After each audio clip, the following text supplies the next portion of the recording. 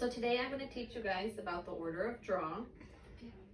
So here's a quick memory jogger so you guys can remember the order of draw. It's stoplight, red, stay put, green light, go. Sterile, light blue, red, SST, PST, green, lavender, and gray. Those are the main ones that you'll use. So the first thing you're going to start off with is a blood culture tube or a sterile collection bottle, which is what this is. So it must be drawn first, and it requires a sterile specimen, and it's either a purple or a blue top. So the second thing is the light blue stopper tube. Its additive is sodium citrate, and the test performed for this tube is coagulation studies and PT or PTT. The third one is the red stopper tube, and this one contains no additives. The test performed for this tube would be a serum test, HIV test, blood type, drug levels, and type N screen. The next one would be a serum separating tube or an SST. These additives, they are thixotropic polymer gel, which accelerates clotting, and a powdered glass clot activator. The test performed for this one would be a serum test, PSA, lipids, and thyroid and chemistry.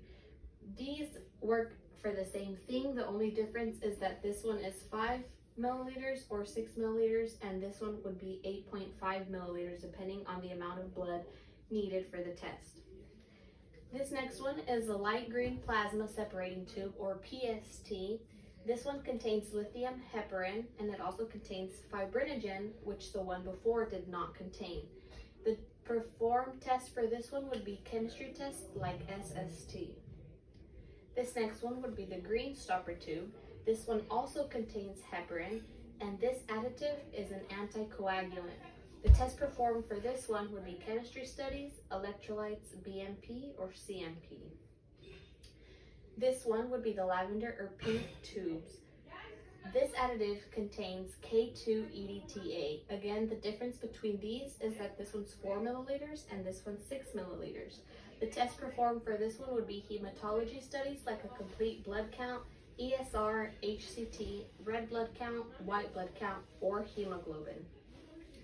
The last one would be the gray stopper tube.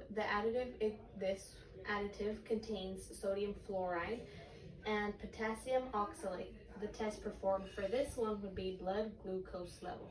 Now sometimes a doctor might ask you to perform extra tests, and this would be the next one following the line. It would be the yellow stopper tube. This one contains acid citrate dextrose, and the test performed for this one would be tissue typing, paternity testing, or DNA studies. And this one would be the royal blue tube top, and there's actually two kinds. This may contain traces of heparin, and the two different kinds either contain no additives or it may have EDTA. And the test performed for this one would be toxicology studies.